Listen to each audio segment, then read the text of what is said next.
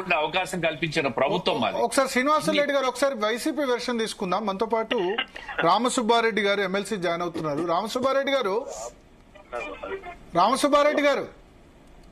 నమస్కారం అండి అందరికి. నమస్కారం సార్. ఎందుకు జడిపి మీ కంచుకోట దానిలో మీరు ఎందుకంత టెన్షన్ పడుతున్నారు? పులివెందుల ఉప ఎన్నికలకు సంబంధించి ఎందుకు ఇంత ఉద్రిక్త పరిస్థితులు తలెత్తున్నాయి? ఒకరి మీద ఎవరు టెన్షన్ పడట్లేదు.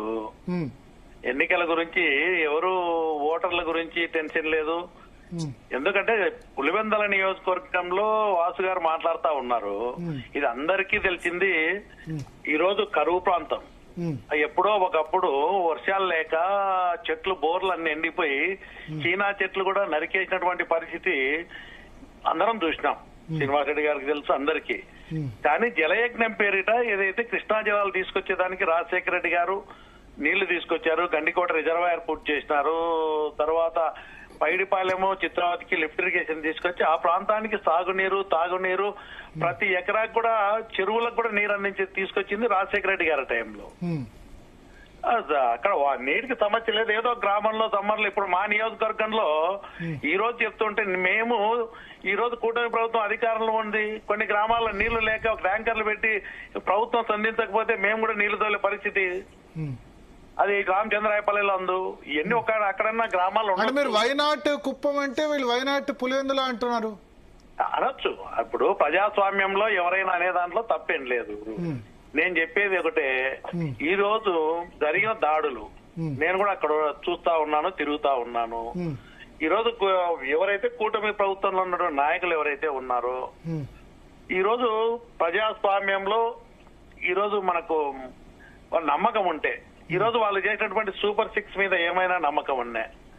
ఈ రోజు వాళ్ళు తొలి అడుగు అన్నారు, సుపరిపాలనలో తొలి అడుగు అన్నారు. తొలి అడుగు మీలో ఏదైనా నమ్మకం ఉన్నా స్వేచ్ఛగా ఎన్నికలు జరిపేదానికి ముందుకు రావాలా. ఈ రోజు ఎందుకు వాళ్ళు ఎక్కడ పడితే అక్కడ దాడులు చేస్తా ఉన్నారు. నిన్న జరిగింది 24 గంటల్లో మళ్ళీ దాడులు చేసినారు. దానికి ఏదో కట్టుకథలు అల్లి తప్పులు ఏదో వైసీపీ వాళ్ళ మీద నెపం వేస్తా ఉన్నారు. వాస్తవంగా దాడులు చేసి దాడి జరిపింది ఇండిపెండెంట్ క్యాండిడేట్ మీద అయితే వైసీపీ వాళ్ళకి ఎందుకని వాళ్ళు ప్రశ్నిస్తున్నారు. మీరు డమ్మీ క్యాండిడేట్ అని అంటారు. ఒక్క నిమిషం అండి. ప్రజాస్వామ్యంలో పెళ్లి దగ్గర అది వైసీపీ వాళ్ళు ఉన్నారు, ఇండిపెండెంట్ అభ్యర్థి ఉన్నారు. పెళ్లి దగ్గర కళ్యాణ మండపం దగ్గర అది అంటే పెళ్లిళ్ళకు కూడా ఇండిపెండెంట్ అభ్యర్థి చేసినట్టు పెళ్లికి అందరినీ పిలుస్తారు వాళ్ళు. ఇండిపెండెంట్ అభ్యర్థి పోయినారు, ఈయన పోయినారు. ఇండిపెండెంట్ అభ్యర్థిని ఎవరి దాడి చేసినా కూడా కానీ ప్రజాస్వామ్యంలో అనవసరంగా కత్తులు కటార్లు తీసుకొని అన్యాయంగా దాడులు చేస్తుంటే మనం దాన్ని ప్రశ్నించకూడదా? ఈ రోజు జరిగిన దాడి మరీ వేల్పుల రాము గాని ఎమ్మెల్సీ రమేష్ యాదవ్ మీద తర్వాత హేమాద్రి వాళ్ళు వెళ్తుంటే గ్రామంలో నల్లబరెడ్డిపల్లెలో ఉన్నారు, వాళ్ళ బంధువులు ఉన్నారు. వెళ్ళింది వాస్తవము. ఒక 100 మంది వచ్చి వాహనాలు అడ్డం పెట్టి అన్ని పగలగొట్టి వాహనం అద్దాలు పగలగొడితే ఒక వాహనం మీద పెట్రోల్ పోసి అంటుపెట్టేదానికి ప్రయత్నం చేసి వాళ్ళు దిగితే కర్రలు సుత్తెలు రాడ్లతో దాడులు చేసి అమానుషంగా ప్రవర్తించి ఇది ప్రభుత్వానికి చెడ్డ పేరు. ఒక ఎన్నికల గెలుపు ఈ ఎన్నికల్లో గెలుస్తానే ఏదో జరిగిపోతుంది అనేది కాదు. ఈ రోజు మీరు ఒక్కసారి ఆలోచన చేసి సూపర్ 6 అమలు చేయలేక నేను ఒకటే చెప్తున్నా. ఈ రోజు అమ్మఒడి పూర్తిగా వేయలేని పరిస్థితి. రైతుకు అన్నదాత సుఖీభావం అన్నేసినారు. నేను శ్రీనివాసరెడ్డి గారు కూడా ఉన్నారు. ఈ రోజు 20,000 ఫస్ట్ ఇయర్ ఎగరగొట్టేసినారు.